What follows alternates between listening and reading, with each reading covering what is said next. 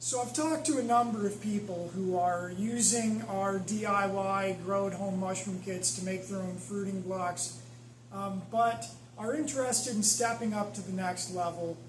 I know some people have bought very expensive kits. Some of them I've seen that are pretty popular online are about $450 for a setup like this. That I understand why people get them, because they're not exactly sure what they need, and this kit has the stuff you need. But the truth is, at the end of the day, when you get that kit, you still have to put it together. And if you have to put it together anyway, that's the hard part. You may as well do what we are going to show you how to do, which is just buy the components yourself. And for about $150, you can make a really nice growing chamber out of a mini greenhouse tent, and we'll show you how to do it. So we've got a new mini greenhouse that we're going to set up. Let's get into it. Well, here's the kit. I think this is going to be about half the battle, is going to be setting up the greenhouse in the first place. So let's do that really quick and then get into the other stuff.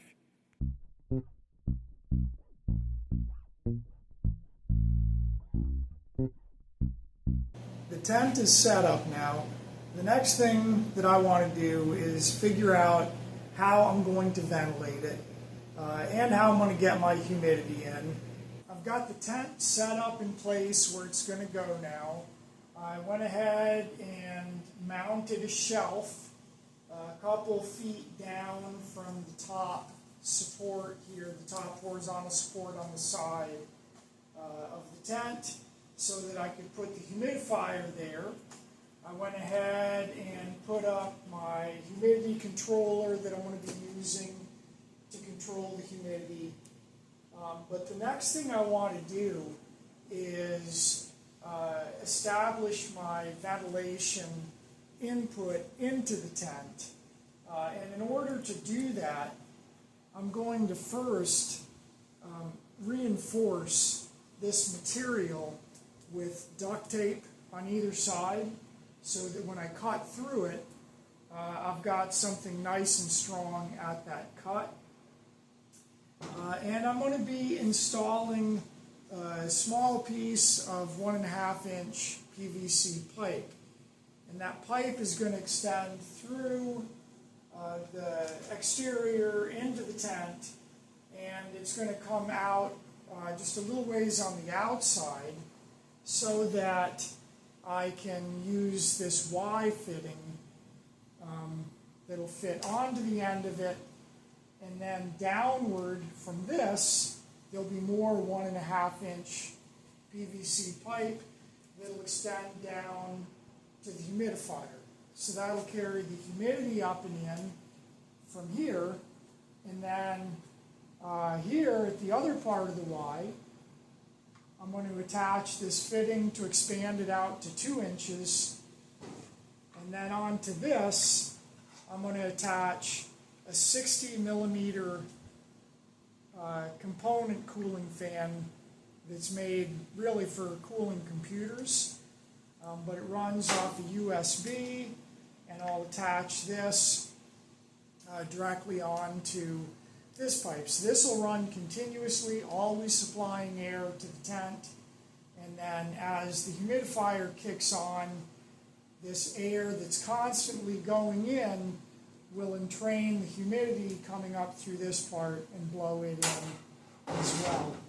Now, as far as sizing how much air you're going to need, as a thumb rule, if you want to figure out how much air you really need in there, you can figure out the volume of the space in your tent. So if you measure it in feet, or if you measure it in inches, multiply the volume out by measuring length, width, and height. And if it's got a peaked top like this, the actual volume will be, if you figure the height that's halfway between the straight part and the peak, if you measure that height and do your volume as if it was rectangular, but that height, that'll give you the actual volume. That'll count for the angle of the roof of it. So when I do that, I come out to about 61 cubic feet of volume for this tent. I want 10 air exchanges per hour in whatever I'm using, whether it's a grow room or a small chamber. If you allow for 10 air exchanges per hour, you should be safe. So, if we've got 61 cubic feet in here, and we want to exchange that 10 times per hour, then we need 61 times 10, 610 cubic feet per hour of air exchange. Now, usually fans are rated in cubic feet per minute, CFM. So there's 60 minutes in an hour.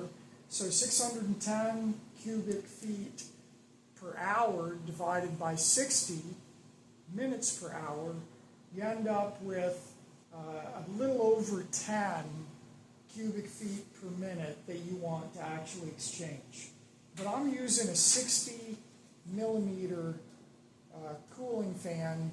We'll go ahead and get the hole cut and we'll get the pipe installed.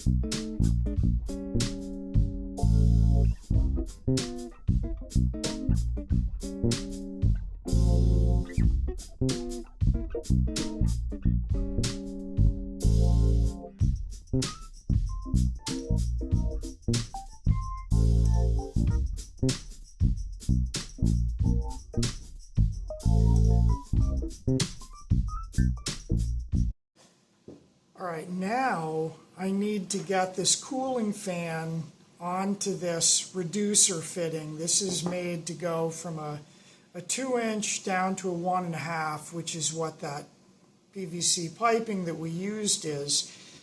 This 60 millimeter fan, though, is effectively 2 inches, so we want it to go into a 2-inch fitting. So I'm just going to attach it with some pieces of duct tape.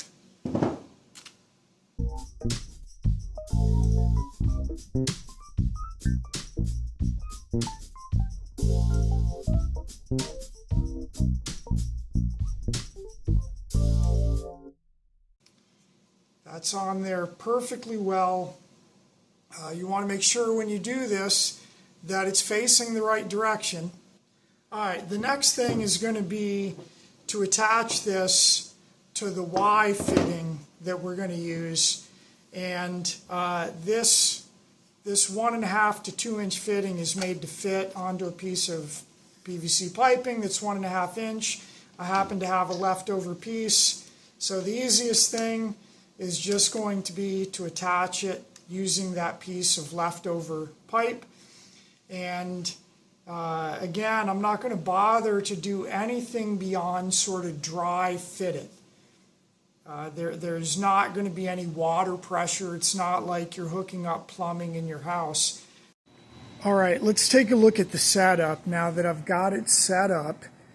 One extra thing I did is I went ahead and zip tied this down so it can't move. And now this is in there, but it easily pulls out if I want it to. Down here at the bottom, the PVC pipe just sets in, and this fan that's always on is pulling air in, pushing it through, and that's entraining the humidity here You can see it's blowing out pretty good there. There is just a little bit of leakage around the base of it, you can see. But that minimum amount of leakage I'm not worried about. The fan is running continuously. It's directly plugged in to the electricity, and the humidifier is plugged into the humidity controller, which I have set to 91%. So when it gets down to 86%, it kicks on, and then we'll run the humidifier till it gets up to 91, and then it'll kick off again. All right, well, that's it. It's a pretty simple setup. We are handling airflow and humidity very simply, and I usually just turn the humidifier all the way up. I don't see any point in having it anything less than as high as it goes, and that way it'll just get up to humidity quickly.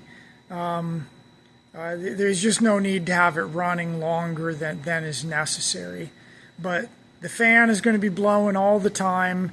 We've got plenty of light in here, but if you didn't have plenty of light in the space where you're growing, you could put some lights on top. It doesn't need anything fancy, but grow lights have gotten so inexpensive now that it would be pretty easy to stick a couple of grow lights on top. It'd probably cost you $15. But right now, all in, we've got about a $60 tent. We've got, I spent maybe $20, maybe 25 if you include the component fan that's on there. So the piping and the fan, maybe $25 all in. So that brings us up to $85. The humidifier, we probably paid 25 or 30 bucks for that one. I think we got it online, but you can always find them at Goodwill for $5 if you don't want to spend 25 or 30.